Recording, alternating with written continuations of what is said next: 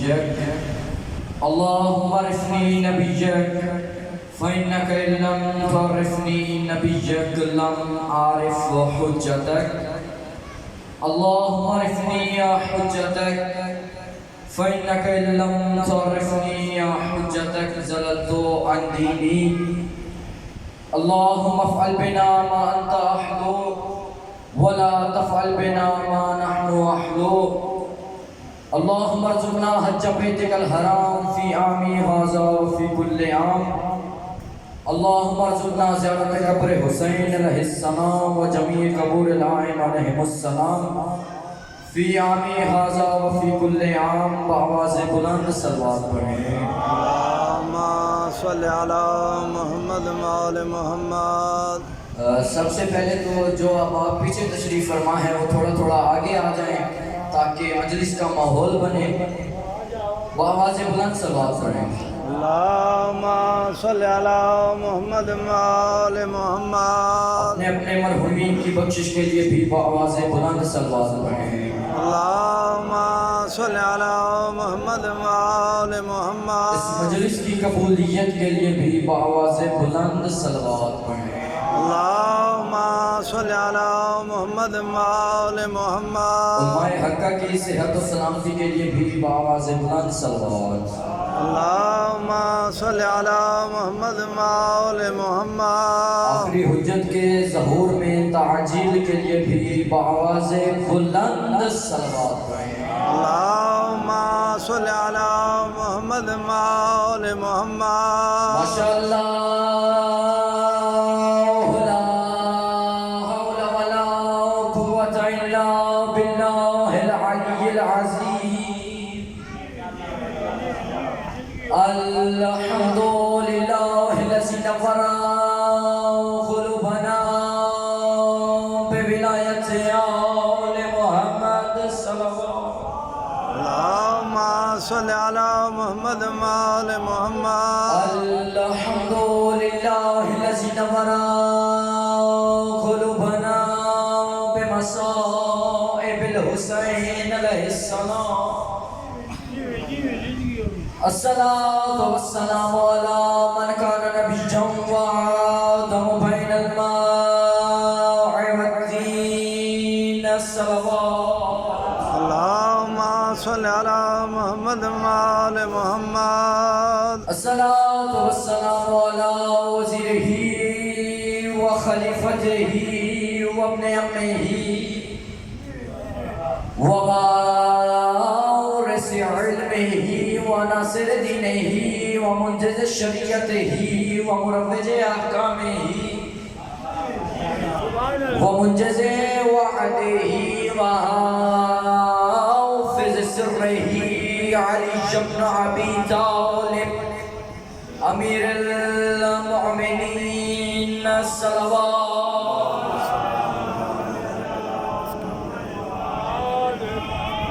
ولعنۃ اللہ علی اعدائهم ومعاندیهم ومبغضیهم وغاصبی حقوقهم ومنکری فضائلهم من یوم عداوتهم الى یوم الدین اما بعد فقط قال الرحمن فی کتابه المجید وفرقانه الحمید بسم اللہ الرحمن الرحیم وَإِن تَصْبِرُوا وَتَتَّقُوا فَإِنَّ ذَلِكَ مِنْ عَزْمِ الْأُمُورِ الصَّلَوَاتُ.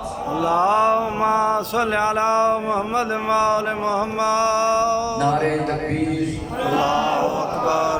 نعرہ رسالت یا رسول اللہ.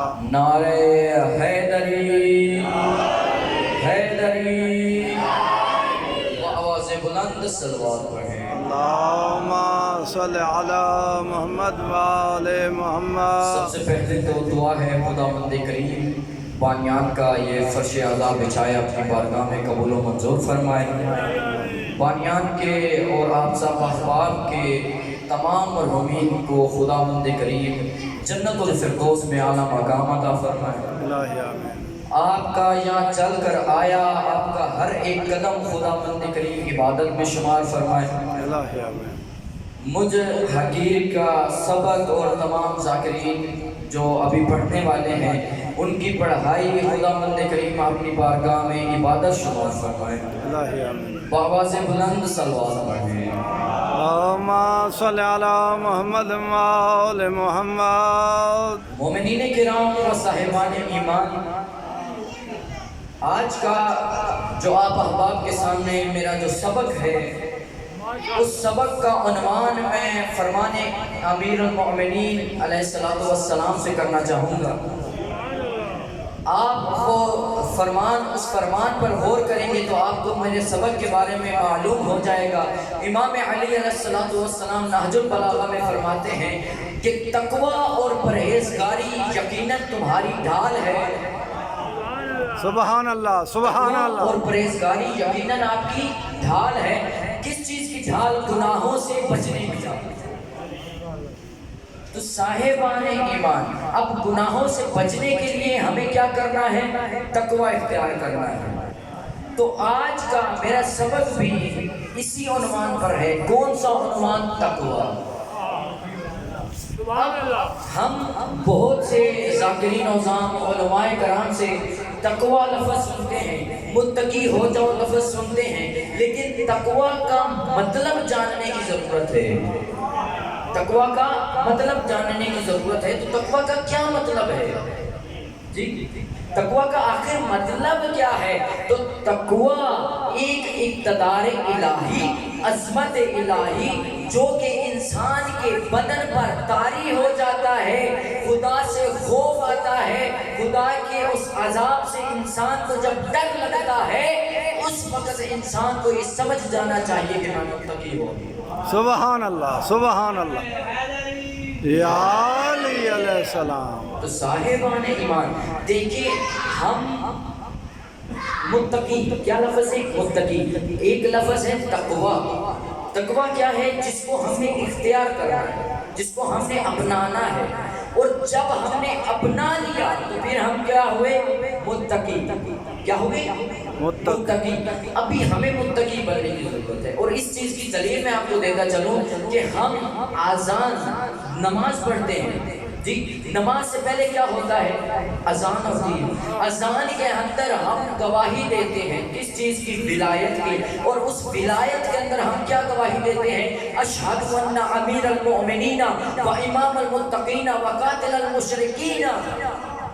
جی، کہ یا امام آپ امیر المؤمنین ہیں، کہ آپ صرف مومنین کے امیر ہیں. آگے ہم کہتے ہیں وہ امام المتقین، کہ آپ متقیوں کے امام ہیں. سبحان اللہ، سبحان. اگر شیعان حیدر کرار، اگر شیعان حیدر کرار متقین نہیں بنے تو جو ہم گواہی دیتے ہیں اس کا یہی مطلب بنتا ہے کہ آپ ہمارے امام ہیں. الفاظ تھوڑے سخت ہیں، لیکن اگر اس میں غور کیا جائے تو اس کا یہی مطلب بنتا ہے. دیکھیں، ہم گواہی دیتے ہیں کہ آپ متقیوں کے امام ہیں. تو خداوند کریم نے، جو آج کا میرا سبق ہے، خداوند کریم نے سورہ العمران آیت نمبر 186 خداوند کریم اس کے اندر کیا فرماتے ہیں؟ وَإِن تَصْبِرُوا وَتَتَّقُوا فَإِنَّ ذَلِكَ مِنْ عَزْمِ الْأُمُورِ. سبحان اللہ. کیا ترجمہ بنتا ہے؟ اس کا ترجمہ یہ بنتا ہے کہ اگر تم صبر اختیار کرو اور تقوی اختیار کرو تو یقیناً تمہارے لیے یہ بڑے صبر کا کام ہے، تمہارے لیے بڑا یہ حوصلے کا کام ہے. اب اس آیت کے اندر 2 کیٹیگریز ہیں. 2 چیزوں کا حکم دیا گیا ہے، ہمیں آرڈر دیا گیا ہے. کس نے آرڈر دیا ہے؟ ہمارے پاک پروردگار نے. سبحان اللہ. علی علیہ السلام کا بھی تو فرمان ہے نا کہ جب میرا دل چاہتا ہے کہ میں خدا سے باتیں کروں تو میں نماز پڑھتا ہوں، اور جب میرا یہ دل چاہتا ہے کہ خدا مجھ سے باتیں کرے تو میں قرآن پڑھتا ہوں. تو قرآن جب ہم نے پڑھا، خدا نے ہم سے بات کی. کیا بات کی؟ کہ تم صبر اختیار کرو، تقوی اختیار کرو، تمہارے لیے یہ حوصلے کا کام ہے. سبحان اللہ، سبحان اللہ. تو یہاں سے ہمیں پتہ چلا کہ تقوی ہمارے لیے بہت ضروری ہے. یہاں سے ہمیں پتہ چلا کہ تقویٰ ہمارے لیے بہت ضروری ہے. تو تقویٰ سے پہلے ہمیں کیا کرنا ہے؟ ٹالرنس. کیا چیز اپنانی ہے؟ ٹالرنس، یعنی بردباری. پہلے بردباری اپنانی ہے جی، اور پھر ہم نے متقی بننا ہے. تو اسی طرح تقویٰ کے قرآن مجید کے اندر بہت سے فوائد ہیں، اور قرآن مجید سے چند فوائد آپ کے گوش گزار کرنا چاہتا ہوں. اگر آپ کی توجہ ہو تو آواز بلند صلوات پڑھیں. اللہم صلی علی محمد وآل محمد. تقویٰ ایک ممدوح صفت ہے. ممدوح کسے کہا جاتا ہے؟ یعنی قابل تعریف صفت ہے. جو آپ کی اس صفت پر تمسخر کرے، مذاق اڑائے، وہ شیعہ نہیں ہوتا.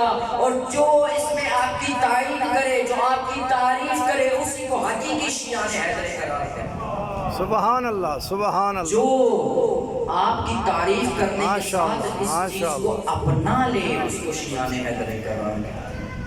صلوات پڑھیں محمد اللہم صلی علی محمد وآل محمد وجل. تو اسی طرح خداوند کریم نے جو ہمیں فوائد دیے ہیں جی، پہلا جو ہمیں فائدہ تھا وہ یہ تھا کہ ہمارے لیے یہ بڑے حوصلے کا کام ہے.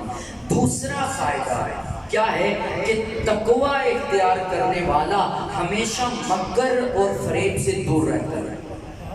کس سے دور رہتا ہے؟ مکر اور فریب سے. یعنی اگر آپ کو کوئی ورگلا رہا ہے اس سے، یعنی اگر آپ کو کوئی گناہ کی دعوت دے رہا ہے تو اس سے آپ بچ جائیں گے. اور اسی طرح خداوند کریم نے سورہ آل عمران کی آیت نمبر 120 میں فرمایا، کیا فرمایا؟ وَإِن تَصْبِرُوا وَتَتَّقُوا لَا يَضُرُّكُمْ كَيْدُهُمْ شَيْئًا. یہاں پر بھی خداوند کریم نے فرمایا وَإِن تَصْبِرُوا، ہمیشہ صبر پہلے ہے. کیا پہلے؟ صبر پہلے ہے. دیکھیں، اگر کوئی آپ کو تنگ کرتا ہے، اگر آپ کے ساتھ کوئی غلط کر بھی دیتا ہے تو آپ صبر کریں. اسی صبر کا آپ کو بروز قیامت اس کا آپ کو حساب دیا جائے گا. یہی کیا پتہ یہ صرف آپ کو جنت تک لے جائے. صلوات پڑھیں محمد. اللہم صلی علی محمد وآل محمد. اس آیت مجیدہ میں خداوند کریم نے کیا فرمایا کہ اور تم صبر اختیار کرو، اس میں بھی صبر ہے، اور تقویٰ اختیار کرو تو یقیناً تم ان کے مکر و فریب میں نہیں آ سکتے. کس کا مکر و فریب؟ جو ہمارے اندر نفس امارہ ہے. نا ہمارے اندر نفس ہوتا ہے نا، تو ہم نے کیا کرنا ہے؟ سیلف کنٹرول کرنا ہے. اپنی سول کو، یعنی اپنی روح کو ہم نے روحانی بنانا ہے. اس کو عادتوں کا غلام نہیں بنانا ہے، بلکہ عادتوں کو اپنے عقل کا غلام بنانا ہے. سبحان اللہ، سبحان اللہ. عادتوں کو اپنے عقل کا غلام بنانا ہے. دیکھیں نا، ہم اس مجلس میں آتے ہیں تو کس لیے آتے ہیں؟ کچھ حاصل کرنے کے لیے آتے ہیں. ایسی بات ہے نا. لیکن 1380 سال، 1380 برس گزر گئے اس مجلس کو جی، اور کوئی ایک مومن جہاں پر کوئی ایسا ہے جو ہاتھ کھڑا کر کے کہے کہ آج تک میں نے جتنی مجالس سنی ہیں ان میں سے میں نے ہر مجلس میں 3 فرمان یاد کیے ہیں. یہی ہمارا مسئلہ ہے کہ ہم مجلس میں عبادت کی روح سے نہیں آتے، ہم مجلس میں صرف بیٹھنے تک کے لیے آتے ہیں. لیکن ہم نے یہاں سے کچھ حاصل کرنا ہے. یہ ہمارا سکول ہے جی. دنیاوی سکول اب بہت ہیں، لیکن یہاں پر اگر دین کی تعلیم حاصل کرنی ہے تو اس کا نام ہے امام برکہ. آپس میں تشریف لائیں، دینی ٹیچنگ حاصل کریں جی، یہاں سے کچھ حاصل کریں. اور تیسرا فائدہ جو خداوند کریم نے ہمیں بتایا ہے، تیسرا فائدہ دوسرا کیا تھا کہ ہم نے صبر کرنا ہے، تقویٰ اختیار کرنا ہے، اور ہم نے ان کے پھر مکر و فریب سے بچ جانا ہے. یعنی نفس امارہ کے ایڑ میں ہم نے نہیں آنا ہے، شیطان کے وسوسوں میں ہم نہیں آ سکتے. کیسے؟ جب ہم تقویٰ اختیار کریں گے. صلوات پڑھیں محمد وآل محمد. اللہم صلی علی محمد وآل محمد. تقویٰ تائید اور نصرت الہی کا وسیلہ ہے. یعنی تقویٰ آپ کے اندر جب آپ متقی بن جاتے ہیں تو ہر کام سے روکتا ہے، یعنی جو برے کام ہوتے ہیں ان سے تقویٰ آپ کی تائید کرتا ہے، یعنی آپ کو روکتا ہے اور اچھے کاموں میں آپ کا رجحان زیادہ کر دیتا ہے اور نصرت الہی کا وسیلہ ہے، یعنی آپ کے اندر یہ جہاد کا جذبہ پیدا کرتا ہے۔ اور اسی طرح خداوند کریم نے قرآن مجید میں سورہ نحل کی آیت نمبر 128 میں فرمایا، کیا فرمایا؟ ان اللہ مع الذین اتقوا، اللہ تو بس ان لوگوں کو پسند کرتا ہے کہ جو لوگ اللہ سے ڈرتے ہیں، جو لوگ اللہ سے ڈرتے ہیں۔ تو ابھی یہاں پر ہمیں ایک علیحدہ چیز کا حکم ہے کہ ہم نے خدا سے ڈرنا ہے، خدا کا ڈر پیدا کرنا ہے۔ کتنا خوف ہے ہمارے اندر خدا کا، ٹھیک ہے نا؟ ایک مثال عرض کروں گا کہ اگر کوئی انسان گناہ کر رہا ہو جی، تو ایک نابالغ بچہ، چھوٹا سا بچہ آ جائے تو آپ وہ گناہ چھوڑ دیتے ہیں، وہ شخص جو گناہ کر رہا ہوتا ہے وہ چھوڑ دیتا ہے، کیوں؟ اس کو یہ ڈر ہوتا ہے کہ یہ بچہ دیکھ لے، کسی کو بتا نہ دے۔ تو ایک بچے کا ڈر ہے، لیکن جو آپ کی شارک سے قریب ہے اس کا ڈر نہیں ہے۔ سبحان اللہ، سبحان۔ آپ کسی فیکٹری میں، کسی کمپنی میں ملازمت کرتے ہیں جی، اگر آپ کسی لیفٹیننٹ کرنل کے ساتھ ہیں تو آپ اس کا ایک خوف ہوتا ہے انسان کے اندر کہ میں اس کا ہر کام اچھے طریقے سے کروں۔ ایسی بات ہے نا کہ یہ مجھے نوکری سے نہ نکال دے، اس کا خوف ہے، لیکن جس نے وعدہ کیا ہے کہ تمہیں ایک رات بھی بھوکا نہیں سناؤں گا، اس کا خوف نہیں ہے۔ اللہ اکبر، اللہ اکبر، یا رسول اللہ، یا رسول اللہ، یا علی السلام، اللہم صلی علی محمد وآل محمد۔ چوتھا فائدہ جو تقویٰ یعنی تقویٰ اختیار کرنے والے ایک متقی کو جو چوتھا فائدہ ہوتا ہے وہ کیا ہوتا ہے کہ سختیوں سے رہائی ہو جاتی ہے۔ جو انسان تقویٰ اختیار کر لیتا ہے سختیوں سے رہائی حاصل کر لیتا ہے، یعنی جو انسان کے اندر یعنی اس کے پاس تنگ دستی ہوتی ہے یا کوئی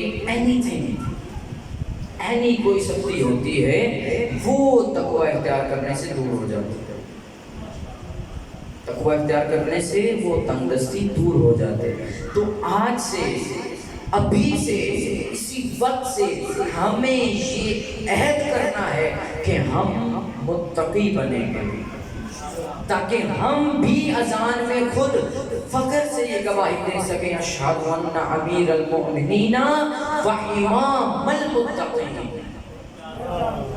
کہ آپ متقیوں کے امام ہیں اور یا امام آپ کا یہ نوکر بھی متقی ہے۔ سبحان اللہ، سبحان اللہ، سبحان اللہ۔ تب ہی ہمیں ایک دلی سکون پہنچے گا، ٹھیک ہے نا؟ ابھی جیسے کہ پہلے عرض کر چکا کہ 1380 سال گزر چکے مجلس کو۔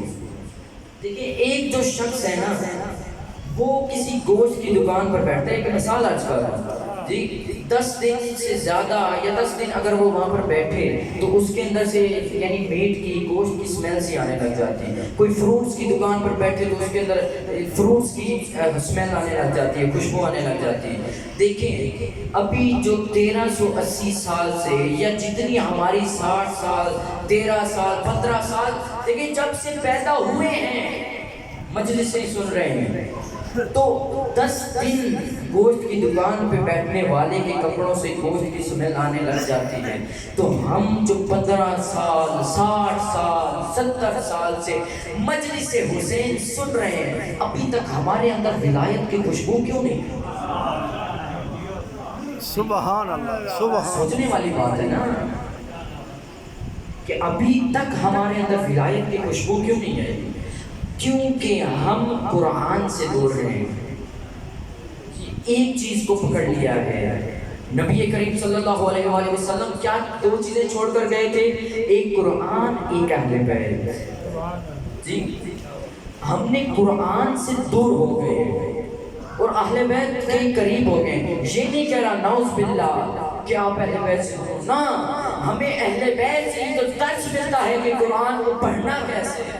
سبحان اللہ، سبحان اللہ، سبحان اہل اللہ۔ بیت ہی تو ہمیں درس دیتے ہیں، لیکن ہمیں قرآن کو بھی پڑھنا ہے تاکہ ہمیں پتہ چلے کہ ہم اس دنیا میں کیوں ہیں۔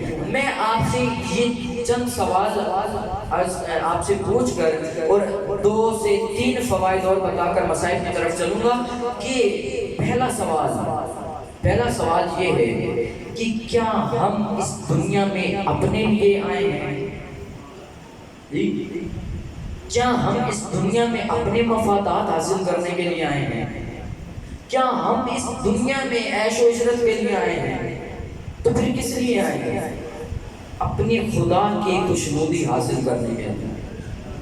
اور دیکھیں، ایک بچہ، میں اسکول جاتا ہوں یا جو میرے برادر یہاں پر بیٹھے ہیں جو اسکول یونیورسٹی کالجز میں جاتے ہیں، ایسی بات ہے نا، جو جاتے ہیں وہ وہاں پر پڑھتے ہیں، ان کے پاس ایک سلیبس ہوتا ہے جی، اس سلیبس کو پڑھنے کے بعد ہی اگر وہ اچھا پڑھیں تو اچھے نمبر حاصل کر سکتے ہیں، ایسی بات ہے نا۔ تو دنیا میں اگر ہم آئے ہیں تو اس کا یہ مطلب نہیں ہے کہ ہمارے پاس کوئی سلیبس نہیں ہے یا ہمارے پاس کوئی کلاس روم نہیں ہے، نہیں، یہ دنیا ہمارا کلاس روم ہے۔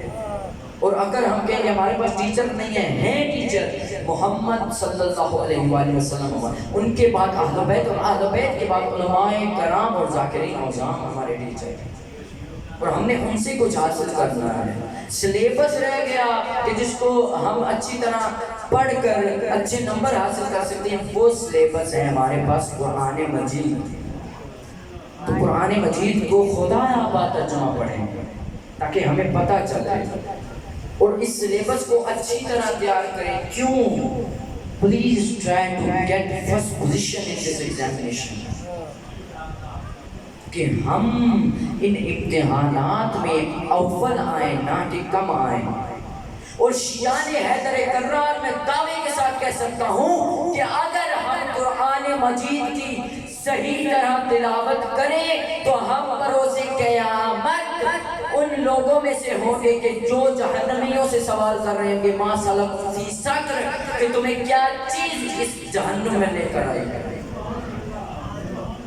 اگر ہم قرآن کی بات تلاوت کریں، صاحبان ایمان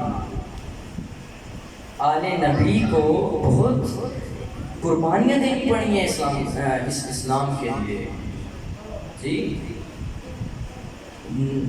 جناب رسول صلی اللہ علیہ وآلہ وسلم کی جس کو جب وہ تشریف لاتی تھیں تو جناب کھڑے ہو جاتے تھے جی۔ اس بیوی نے اگر دربار میں کھڑی ہوئی ہیں تو ہمارے لیے کھڑی ہوئی ہیں کہ اسلام بچ جائے جی۔ تو شیعان حیدر کرار پہلے بیوی کافی دیر کھڑی ہو چکی ہیں، تو اے علی کے شیعہ بروز قیامت تیرے اعمال اس طرح کے نہ ہو کہ تمہاری بیوی کو کھڑا ہونا پڑ جائے۔